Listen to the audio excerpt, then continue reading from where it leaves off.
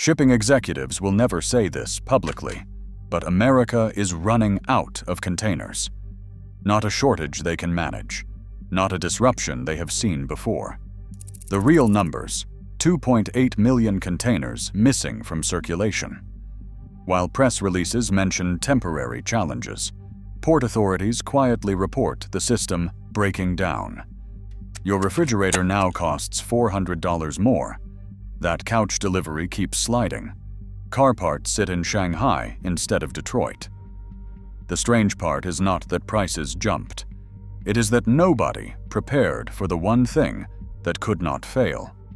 If you buy anything imported, work in logistics, or wonder why shelves stay empty, what is happening right now changes everything. So how did the world's most sophisticated supply chain run out of simple steel boxes? To understand that, we need to look at the efficiency miracle that became our trap. For decades, American ports operated with clockwork precision. The container revolution transformed chaos into choreography. Where longshoremen once spent days loading break-bulk cargo, automated cranes now moved 20 containers an hour. Inventory costs dropped by 35%. Transit times shrank. Global trade exploded. McKinsey called it the physical internet. Every inefficiency was squeezed out. Software optimized each movement. GPS tracked every box. Algorithms predicted demand before it existed. The system had one invisible assumption: containers would always be available where needed. Nobody stockpiled extras. That was the old way of thinking. If Long Beach needed empties, Oakland sent them overnight. If seasons shifted, routes adjusted instantly. The buffer was movement itself. Perpetual circulation replaced physical reserves. Industry reports praised the elegance. Margins tightened toward perfection. What optimization models could not capture was fragility. This efficiency had no redundancy, no backup, no room for the impossible. The system worked because it had to work. Until 2019, that logic held. The boxes kept moving. The assumptions stayed buried. Then the impossible began whispering, first quietly, then louder, until even the models could not ignore what was coming.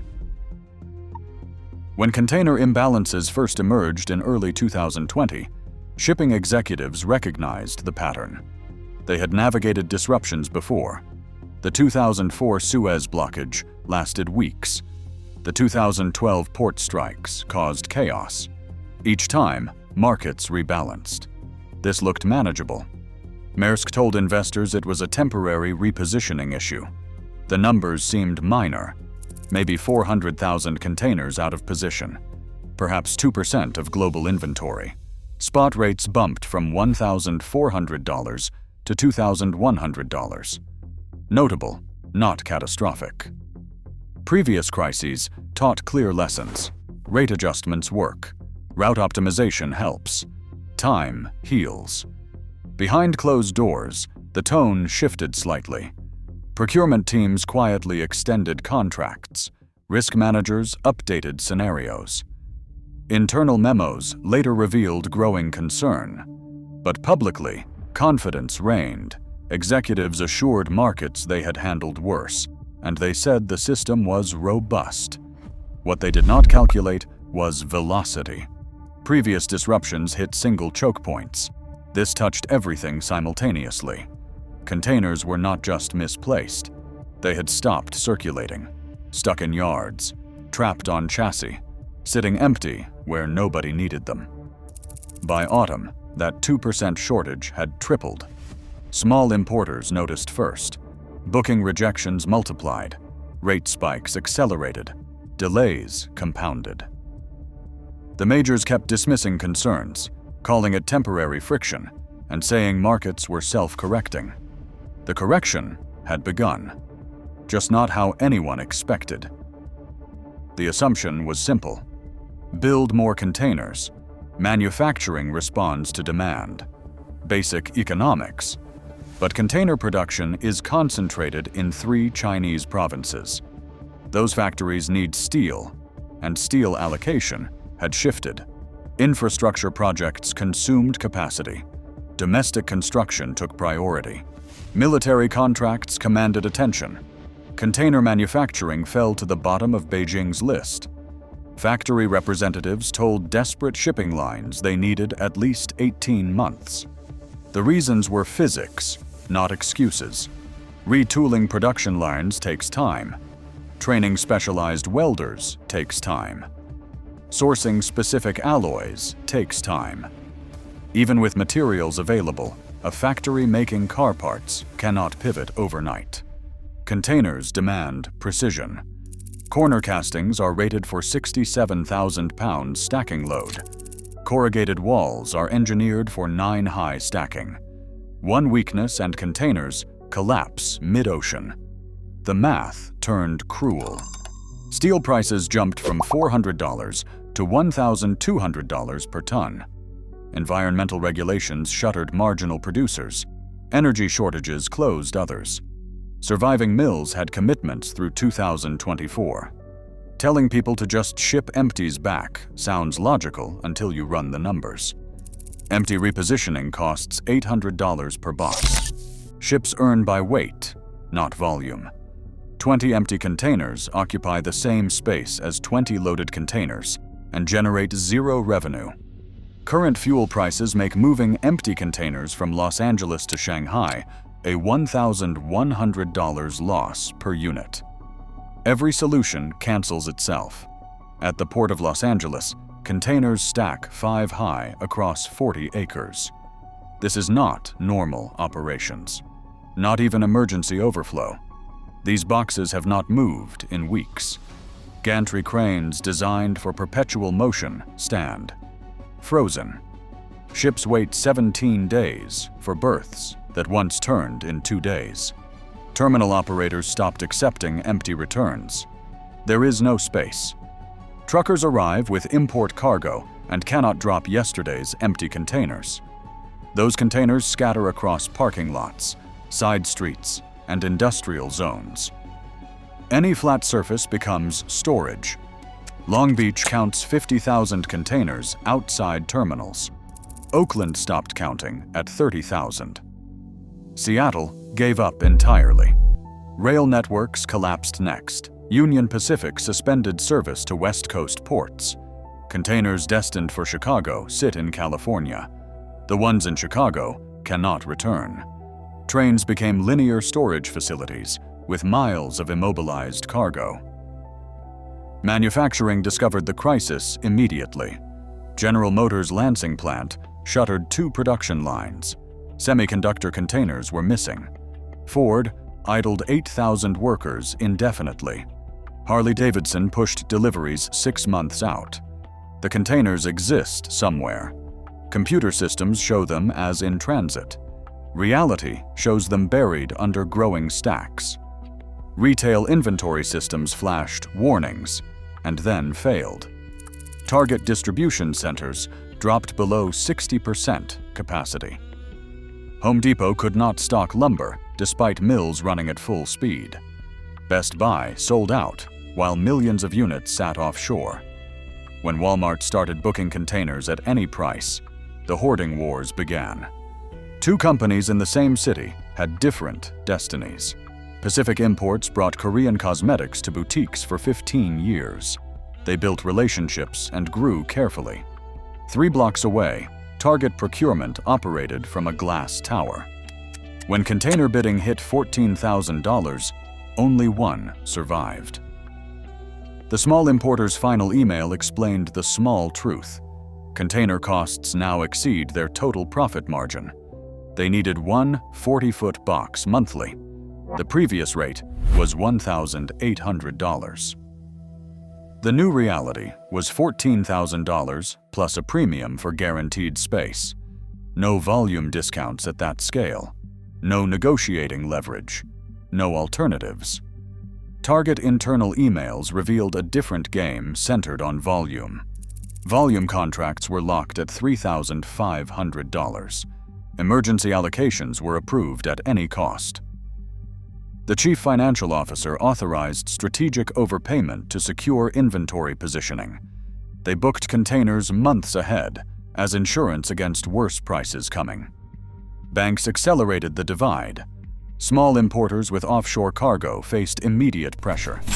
Inventory loans require sellable inventory, not theoretical inventory, not inventory in transit, but inventory on shelves.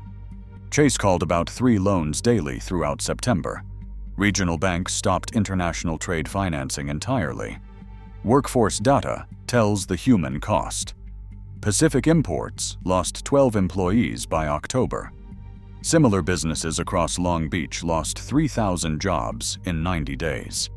Meanwhile, Amazon posted 400 positions for supply chain crisis specialists. If you are starting to see how market efficiency looks different from ground level, drop a like. Walk into any grocery store. The missing items map the crisis. Coffee filters vanished in August. Air fryers vanished in September. Now it is random and unpredictable. Canning lids, exercise equipment, pet food. The pattern makes no sense until you trace it backwards to containers. When shipping costs more than cargo, everything breaks. That Korean toaster oven retailing for $45 now carries $32 in shipping. Last year, shipping was $6. The mathematics force brutal decisions. Import only premium items, skip the basics, and hope competitors hit the same wall harder. Shoppers discovered substitution does not work when entire categories disappear. Store brands vanished first. Name brands doubled in price. Switching to alternatives failed because alternatives were also gone. Whole aisles looked like documentary footage from failing states. Not empty, just wrong. Gaps where choice used to live. Regional variations hit hardest inland. Midwest stores lost Asian products first because there are no direct ports, extra rail costs apply, and there is double handling. The West Coast kept more selection, but faced 40% price jumps. The East Coast fell between. Availability came only at premium prices. Employment data from import-dependent regions reveals deeper wounds. Port Arthur lost 8,000 jobs. Furniture importers, food distributors, customs brokers, and freight forwarders were all affected. The ecosystem supporting container trade employed millions. When containers stopped flowing profitably, those jobs evaporated overnight. Official inflation numbers showed 6.2%, but container disruption added 15 to 30% to anything imported. Hidden, untracked, and devastating. Not everywhere is paralyzed. J. I flies drone components from Shenzhen to California. AR freight costs 15 times ocean rates, but margins survive. For electronics worth $3,000 per cubic foot, paying $45 instead of $3 makes sense. The prescription works. Sometimes. Regional manufacturing responded faster than anyone predicted. North Carolina furniture makers restarted lines dormant since 2008. One owner told suppliers they were competitive again. When container shipping adds $2,000 to a dining set, local wood becomes viable. 11 factories reopened. 2,000 jobs returned. Hope localized. Creative alternatives emerged. Break bulk. Shipping is the pre-container method. Load cargo loose. Skip the box entirely. It takes longer. It costs more in labor. Damage rates triple. But when containers hit $15,000, paying longshoremen looks reasonable. Savannah moved 80,000 tons this way. Bulk conversions accelerated. Grain ships carried retail goods. Not efficient, not pretty, but movement beats paralysis. 3 carriers retrofitted vessels overnight. Anything to maintain flow. Here is the catch nobody mentions. Air freight capacity handles maybe 1% of container volume, maximum. Regional manufacturing needs 3 years to scale meaningfully.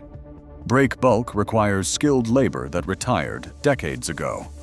Each solution works precisely until everyone tries it. Then new bottlenecks form. New shortages emerge. The alternatives help. They do not solve.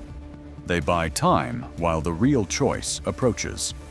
The container crisis is really a mirror.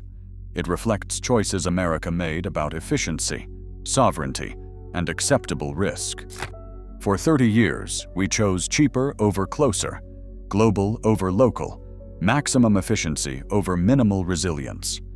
Now the bill arrives, not in dollars initially, but in dependencies we cannot break. Two futures emerge from this mess. Path 1. Rebuild domestic capacity. More factories, regional supply chains, container manufacturing in Texas or Alabama. Economists calculate $400 billion minimum investment. 10 years to implement. Prices permanently higher by 20 to 30%. But supply chains under our control. Path 2. Double down on globalization. Strengthen the system that failed. More containers, better tracking, deeper integration. Hope disruptions stay manageable. Trust efficiency wins eventually. Accept that sometimes shelves go empty and sometimes factories close. The market heals itself. Pentagon planners frame it starkly. Depending on foreign containers for 90% of trade mirrors oil dependence. It works until it does not. They have started stockpiling critical components. They know what others are learning. Efficiency and security pull opposite directions. The choice sounds abstract until personalized. Reshoring means your dishwasher costs 30% more forever. Your clothes, your electronics, everything. The timeline stretches beyond election cycles. No quick fixes, just expensive choices. What would you choose? Cheap goods with fragile delivery or expensive reliability?